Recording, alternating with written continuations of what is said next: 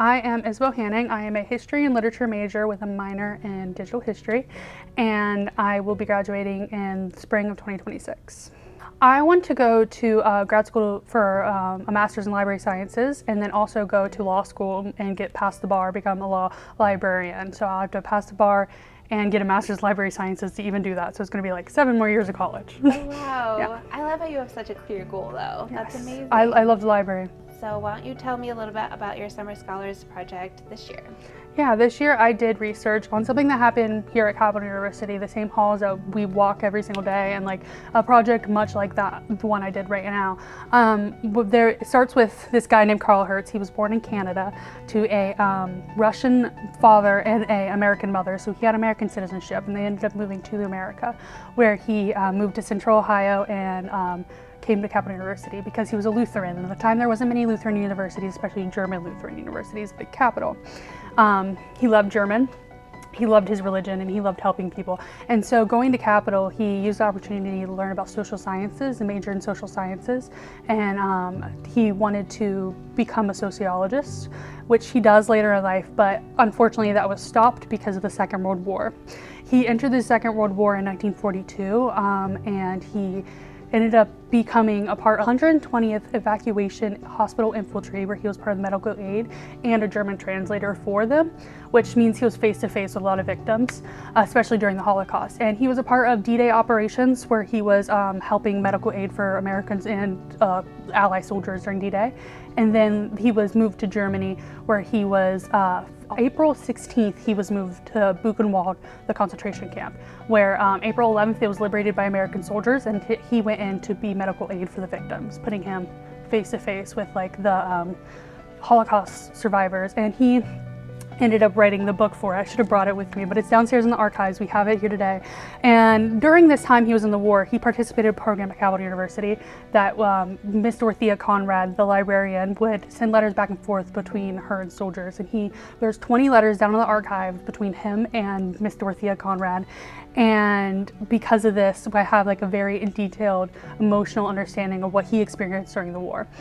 So, in his experiences during the war, he was impacted so deeply that when he came back to the US in September of 1945, so he went to Chicago and got his master's, and he then went back to Capital and became a professor here. And this is when the whole little spark of education starts, because at Capital, he starts teaching as an assistant professor at the sociology class, and in this class he met a student named Robert Graetz, and we're gonna backtrack to Robert Graetz a little bit. In 1921 he was born, and he ended up being born into another Lutheran family, but they were less devout in like vocation. They were more focused on like the scripture, and he wanted to learn German because his grandfather had these religious documents that he wanted to read, and so that's why he went to Capital as a German major. But in his junior year, he took this class with Karl Hertz. And this class, Karl Hertz used to talk about the discrimination of Jewish people during the Holocaust and anti-Semitism, because he experienced what he experienced in Buchenwald, I'm sure. And because of this, he made his students do an assignment on discrimination of Jewish people in higher education.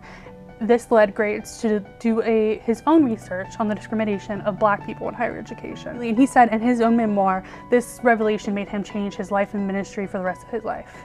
He changed his major to social sciences, just like Hertz did, and then went on to finish his degree, go to the seminary, the Trinity Lutheran Seminary, become a reverend. And he was called in 1955 down to Montgomery, Alabama, where he was a reverend of an all-Black congregation in Montgomery, Alabama during the Jim Crow era.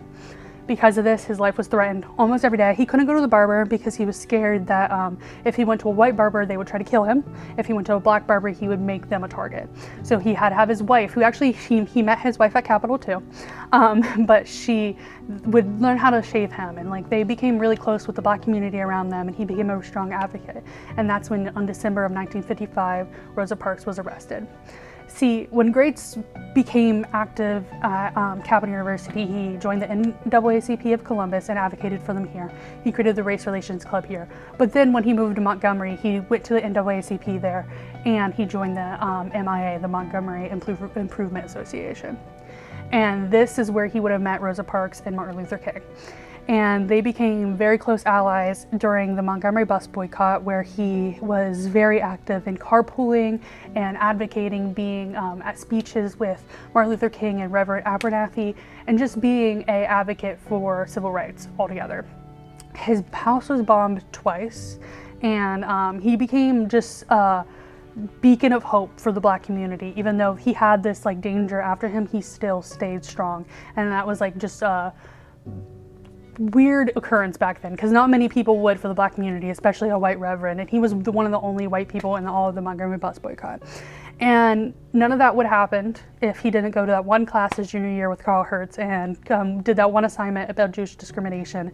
And Karl Hertz probably wouldn't have done that assignment if he didn't go to Buchenwald and see face to face what happened during the Holocaust. Graetz is very well known here on Capitol. Both him and his wife, they just passed in 2020, I saw, and they had their obits in the New York Times, and just beloved members of history and made huge sacrifices. But I love how you went a generation back, and that's what we don't usually hear a lot. Can you clarify the timeline of when Hertz was a student here at Capitol? Yeah. And then when he came back as a professor? Yeah, he was a student in the late 30s, so I believe he started in 1939, and then he ended up leaving in 1942, and that's when he joined the Army. And then after he left the Army in 1945, and then around 1950 is when he became a professor at Capitol University. And that is also the same year that he taught the class that Graetz was in. The letters that you spoke about, that was to a librarian here at Capitol? Yeah, Miss Dorothea Conrad. We actually, the fun thing about this is I knew about this story before I did, well, Miss Dorothea Conrad before I looked into Hertz. And some of these books around here, and honestly probably some of these ones, they are books that she would have held in her hand, and I will find her writing in some of them while I'm doing it. So it's just like really cool. I found a book that was donated to her from her father, donated to the library, and it says from Miss Dorothea Conrad. And like, it's just really cool to feel connected to like these books that like, this isn't the same building she was in, but it's like the same books and same ideas and concepts that she would have had. And she has all those letters, everything actually she has. There's a box down in the archives that's labeled Miss Dorothea Conrad. She was a sense of community for the soldiers during the war, because they wanted to stay connected to the community here at Capitol and connected to education. And so she was one of the only ways they could do that. There was, I think, a dozen different soldiers who sent her letters, I think. Don't hold me on that one, but there was a lot. I know of at least 3 names that come to the top of my head, but Hertz, he's by far one of the most, and he was very connected to her during that time. He actually, the Buchenwald and Beyond book that we had, that's the book about the 120th evacuation infantry that he wrote, we have that at the library because he sent it to Dorothea Conrad. So we have the letter where he's sending it to her, and we have the book. Oh, fantastic. Yeah. And we have a documentary about those letters as well, don't we? Yes. Okay. Was that part of your inspiration for your research? Yeah, kind of. So when I ended up making a documentary like a while ago for a different thing, I was shown that documentary as like a inspiration, because it was a very cool concept here that we had Capitol, and it ended up really well.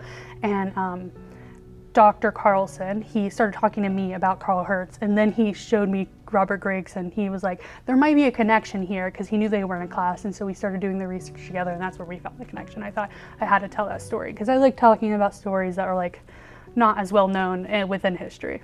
Absolutely, and I feel like if we know one name, there's usually somebody who inspired that one person, and to be bigger and greater. So I also think it's important to remember that education is important, and education is the spark for a lot of change within history. There's always like one student and one professor who have like an idea, and it goes on to something big, like the Montgomery bus boycott. So this is your second summer doing a Summer Scholars Project, which that's not something we get to hear a lot of, kind of a repeat. Why did you want to do another project? I originally was not planning on it because I thought I wanted to give someone else a chance to do it.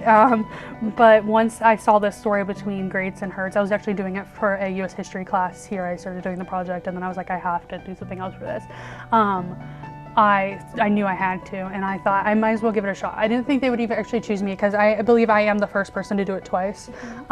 So I did not think they were going to choose me, but I was really happy when they did, because I was able to work with Leo, who was like a close friend of mine and a really great historian, and we could work together because our projects were very similar in like concept. So it was really cool. Oh, good. good. Yeah. And we've heard from some of your other colleagues of the Summer Scholars Program that there was a lot of support this summer, which I feel like we heard a little bit last year, but it felt like it was a closer knit group this time. What did that feel like as you kind of navigated your research and maybe came up against some challenges? Yeah, it was really cool to be able to like talk between people and understand. And though the other project was on E. coli, I have no clue about any of that, but like being able to talk to her and have her explain it to me and understand it to a different level that I've never thought I would understand E. coli before was really cool. And I like the interpersonal relationships that we made throughout the whole summer, 10 weeks, was really amazing, and I learned so much. And being able to like speak with Leo and Dr. Carlson and Dr. Panzoff about like the different historical topics that we wanted to do was very valuable. I was able to learn so much about just research and note taking in general, which was just so helpful for my future, especially with what I'm doing. What are your next steps with this specific project? We talked about your career goals, but this feels like that story may not be completely done. Yeah, I want to definitely finish writing a like very detailed paper about I've left out a lot of little details within what I'm talking about. So I'm gonna do a lot of detailed paper. I want to show the visual primary sources that I found in that paper, and possibly I tried to contact people over the summer that were connected to both of their stories, and I wasn't able to, and I think that's because of it is summer. So I'm hoping that once the school year starts, I'm able to contact people and like get some of their perspectives on it, especially Hertz's family, as his daughter is still around, and I think that would be a very valuable experience. So what about this research has changed you as a person as you navigate your last year at Capitol? I think that it just, like I've talked about a lot, like it shows you the importance of education, but I didn't think of the importance of like the relationships I've built here. And I'm gonna like savor that last year I have these relationships, because like that one class changed Graetz's life. I'm sure something here changed my life. I don't realize it, and I'm sure that Graetz didn't realize it either. And Hertz didn't realize that his class changed Graetz's life. So I think just savoring the time I have here and like enjoying it while I can, I think that's definitely what it taught me I need to do.